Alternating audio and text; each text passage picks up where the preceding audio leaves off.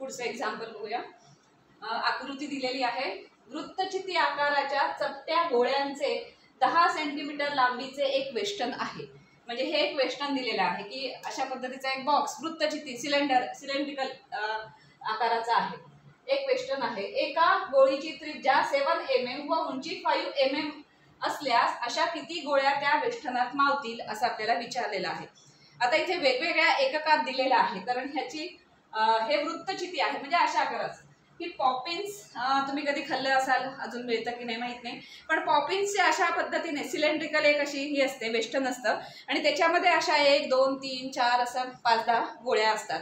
त्या पण त्याच सेम आकाराच्या असतात, वृत्तचिती आकाराच्याच असतात पण चपट्या असतात। म्हणजे हे कसं असं ह्याची हाईट जास्त आहे, हा सर्क्युलर भाग जेवढा आहे त्यापेक्षा हाईट ह्याची जास्त आहे अशा पद्धतीने। तर ह्या सर्क्युलर भागाचं जे काही रेडियस आहे, त्रिज्या, म्हणजे अशा पद्धतीने हे वेष्टन आहे आणि त्याच्यात अशा चपट्या गोळ्या इथे अशा एक ठेवायच्या। तर ते पॉपिन्सचं जसं असतं ना तशा किती गोळ्या राहतील ह्या वेष्टनात विचारले। तर किती गोळ्या राहतील असं जेव्हा काढतात तेव्हा ह्याचं व्हॉल्यूम लागतं आधी, कारण ह्याचं व्हॉल्यूम काय आहे त्याप्रमाणे किती गोष्ट राहील आतमध्ये ते असतं।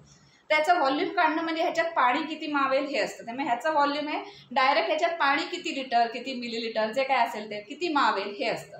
आता याच्यात सॉलिड ठेवायचे, पुन्हा काय करायचं की वृत्तचितीच्या आकाराचीच गोळी ठेवायची। तर त्या किती गोळ्या मावतील हे काढण्यासाठी काय करावं लागेल की ह्याचं व्हॉल्यूम आपल्याला आधी काढायला लागेल की हे जे वेष्टन आहे त्या वेष्टनाचं व्हॉल्यूम काढायला लागेल, छेदात प्रत्येक गोळीचं एक व्हॉल्यूम काढावं लागेल, कारण जेवढं गोळीचं व्हॉल्यूम आहे म्हणजे घनफळ आहे, जेवढं गोळीचं घनफळ आहे तेवढी जागा इथे ती व्यापणार आहे। एक गोळी तिच्या घनफळा इतकी म्हणजे तिच्या व्हॉल्यूम इतकी जागा व्यापणार, दुसरी गोळी तिच्या घनफळा इतकी किंवा तिच्या व्हॉल्यूम इतकी जागा व्यापणार, असं करत करत सगळ्या गोळ्यांनी व्यापलेली जागा काढायची असेल तर प्रत्येक गोळीचं घनफळ आपल्याला माहिती असायला हवं।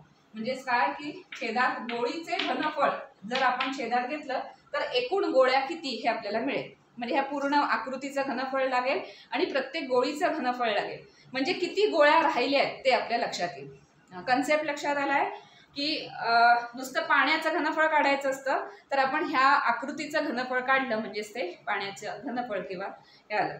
पण इथे आता सॉलिड असणार आहे प्रत्येक गोष्ट आतमध्ये, तर प्रत्येक गोळीचं जेवढं घनफळ आहे तेवढी जागा व्यापली जाते, म्हणून एका गोळीचं घनफळ काढायचं आणि अशा किती गोळ्या राहतात असं आपल्याला काढायचं आहे। त्यामुळे ते घनफळ म्हणजे त्या व्हॉल्यूमने जर आपण भागलं त्याला मेन मोठ्या आकृतीला तर किती गोळ्या राहतात हे आपल्याला उत्तर मिळेल।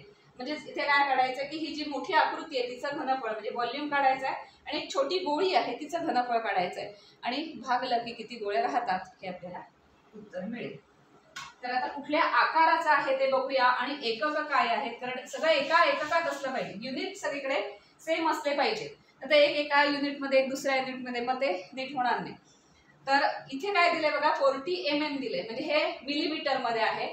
छोटी गोळी जी आहे 7 मिलीमीटर आणि 5 मिलीमीटर, म्हणजे ते पण MM मध्ये आहे। फक्त काय CM मध्ये आहे की ह्याची जी हाईट, हे वृत्तचिती ना सिलेंडर, ह्याला आपण हाईट म्हणतो ना, हे 10 सेंटीमीटर दिलंय ती वृत्तचितीची हाईट, आणि हे दिलंय ते काय आहे, हा व्यास दिलाय, त्रिज्या दिलेली नाहीये। व्यासावरून त्रिज्या काढता येईल, हे कसं आहे अशा आकाराचं आहे।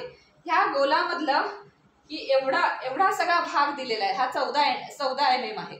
14 mm आहे म्हणजे ह्या पॉईंट पासून ह्या पॉईंट पर्यंत, म्हणजे तो व्यास झाला, म्हणजे डायमीटर 14 mm दिलेला आहे। त्याच्यावरून आपल्याला रेडियस काढावी लागेल आणि हे सेंटीमीटर मध्ये जे आहे ते मिलीमीटर मध्ये घेऊया, कारण 3 गोष्टी मिलीमीटर मध्ये आहेत, त्या सेंटीमीटर मध्ये करत बसण्यापेक्षा 1 सेंटीमीटरचं मिलीमीटर करणं सोपं आहे। सगळं एका एककात आणायचं, एका युनिट मध्ये आणायचं। शक्यतो जे मोठं माप असतं त्यालाच आपण लहान मापात रूपांतर करायचं, कारण लहान मापाचं मोठ्यात करायला गेलं की ते पॉईंट मध्ये वगैरे फ्रॅक्शन मध्ये येईल। त्यामुळे हे 14 mm आहे। आता ही वृत्तचिती आहे, जे वेष्टन आहे ती पण वृत्तचिती आहे आणि जी गोळी आतमध्ये टाकायची ती गोल नाहीये, वृत्तचितीच आहे, त्यामुळे त्यालाही वृत्तचितीचाच फॉर्म्युला लागणार आहे। तर तो फॉर्म्युला आपण आधी घेऊ, म्हणजे सिलेंडरचा व्हॉल्यूमचा फॉर्म्युला, वृत्तचितीचे घनफळ, वृत्तचितीचे घनफळ फॉर्म्युला लिहून घेऊ, कारण दोन्ही यांना तोच लागणार आहे, πr²h हा त्याचा घनफळाचा फॉर्म्युला आहे। आता एकाला r वेगळे कारण दोघांचे आर आणि दोघांचे एच वेगळे आहे, त्यामुळे एकाला R1 H1 म्हणा किंवा एखाद्याला कॅपिटल आर कॅपिटल एच आणि एखाद्याला स्मॉल आर स्मॉल एच असे नोटेशन घेतले तरी चालेल. कारण फॉर्म्युला दोघांसाठी सेम आहे, त्यामुळे आपण नोटेशन फक्त एकाला कॅपिटल एकाला स्मॉल घेऊया. तर मोठी वृत्तचिती म्हणजे जे वेस्टर्न आहे ती मोठी वृत्तचिती आहे, म्हणजेच वेस्टर्न वृत्तचिती. तिच्या संदर्भातला आर किती आहे, त्याच्यानंतर एच किती आहे ते बघूया.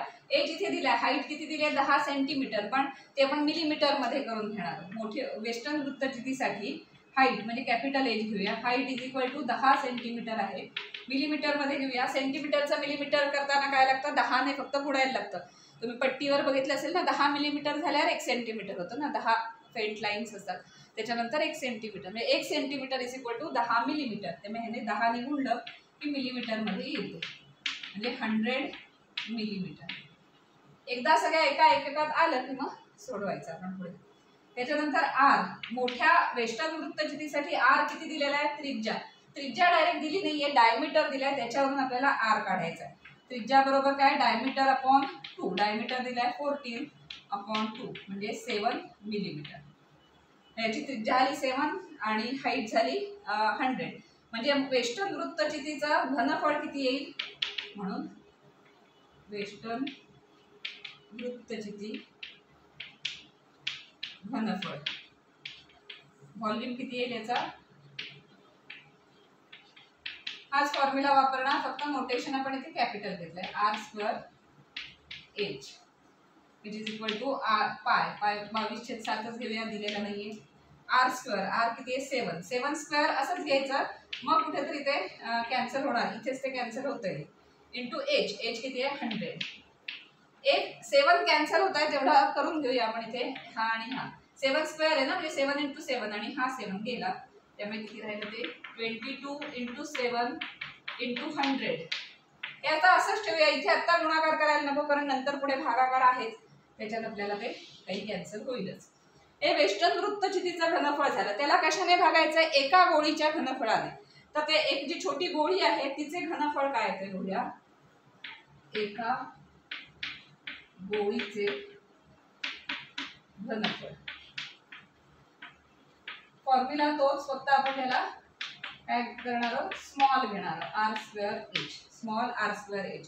आता गोळीची त्रिज्या दिलेली, आता इथे डायमीटर वगैरे नाही, त्रिज्याच दिले डायरेक्ट. काही ठिकाणी त्रिज्या, काही ठिकाणी डायमीटर म्हणजे व्यास. काय दिले ते बघा, सगळीकडे आपल्याला त्रिज्याच लागते. व्यास दिला असेल तर त्रिज्या करून घ्या. ती गोळीची त्रिज्या 7 आणि उंची आहे 5, म्हणजे हाईट 5 आहे आणि r 7 आहे, म्हणजे किती येणार ते 22/7 इंटू त्रिज्या म्हणजे 7² इंटू हाईट आहे 5.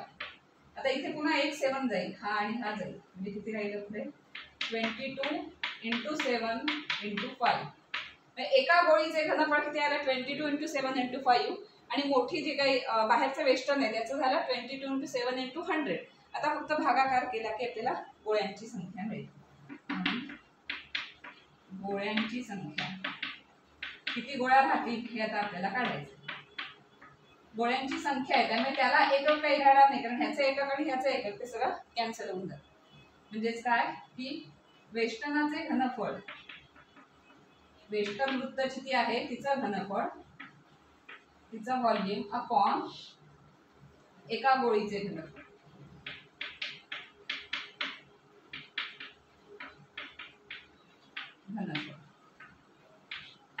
बरोबर. वेस्टर्न घनफळ किती आले 22 × 7 × 100. बरोबर 22 × 7 × 100. आणि एका गोळीचे घनफळ किती आले 22 × 7 × 5. आता याच्यात बरंचसं जातच आहे निघून. हे 22 गेले, 7 गेले, 5चा पण भाग जातोय, 5 × 5 × 7 = 0. म्हणजे किती आलं फायनली ते 20. ह्याला एकक नसणार आहे, कारण गोळ्यांची संख्या आहे ते इथली सेम एकक आहे. हे पण घनफळ आहे, हे पण घनफळ आहे. जे cm mm³ वगैरे हे सगळं निघून गेलेलं आहे आणि फक्त 20 राहिलेलं आहे. म्हणजे काय आलं फायनल आन्सर काय आलं की गोळ्यांची संख्या किती मिळाली आपल्याला 20. फक्त काय केलं आपण ह्याचं घनफळ छेद ह्याचं घनफळ केलं की ते मिळालं. शेवटी फक्त एक वाक्य लिहायचं की म्हणून किती गोळ्या राहतील त्या वेष्टनात, तर गोळ्यांची संख्या बरोबर 20 असेल, म्हणजे 20 गोळ्या त्या वेष्टनात राहतील.